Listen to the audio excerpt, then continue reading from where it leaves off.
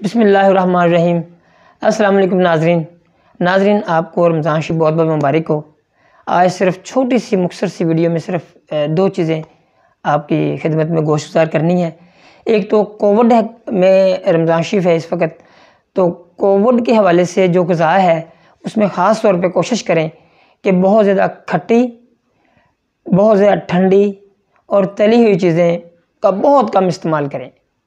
और इसके अलावा एक मजहबी टॉपिक बड़ी माज़रत के साथ, क्योंकि मैं आलिम तो नहीं हूँ मगर मेरा थोड़ा सा हक बनता है अगर मेरे पास कोई मेरे जज्बात हैं तो मैं आप तक पहुँचा दूँ। और एक शेर भी है कि पैदा किया इंसान को दर्द दिल के वास्ते, वरना कुछ कम ना थे इबादत के लिए क्रूबियाँ।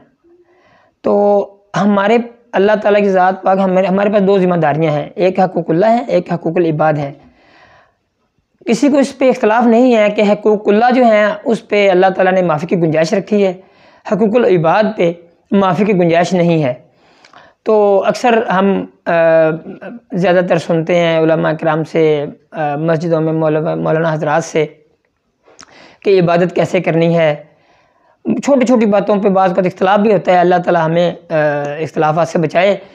कि मैं कहता हूँ कि उसमें हम इतनी बारीकी में चले जाते हैं कि बाज़ औक़ात कोई थोड़ा सा पांचा ऊपर करना है, हाथ नीचे या ऊपर बांधने हैं, मतलब और भी इस तरह की बहुत सारी बारीकियाँ हैं। अल्लाह ताला हमें तौफ़ीक दे कि जो नबी पाक सल्लल्लाहु अलैहि वसल्लम का हुक्म है, मेरे पाक नबी सल्लल्लाहु ताला अलैहि वसल्लम की तालीमात हैं, हमारी इबादत उसके मुताबिक ही हो जो अल्लाह पाक का हुक्म है। मगर इसके मेरा ये जो रिक्वेस्ट मैंने ये करनी है कि जो हकूकुल इबाद हैं उसमें माफ़ी की गुंजाइश नहीं है, तो उसको इतनी बारीकी में देखें, उसको इतनी बारीकी में देखें कि आपका हर वक्त ज़हन में ये हो कि यार मैं आज कहीं कोई ऐसा तो नहीं कर बैठा किसी से मेरा दिल दुख गया हो, या कि ज़रूरतमंद था और मेरी जेब में पैसे थे, मैंने उसकी खिदमत नहीं की या उसकी मदद नहीं की।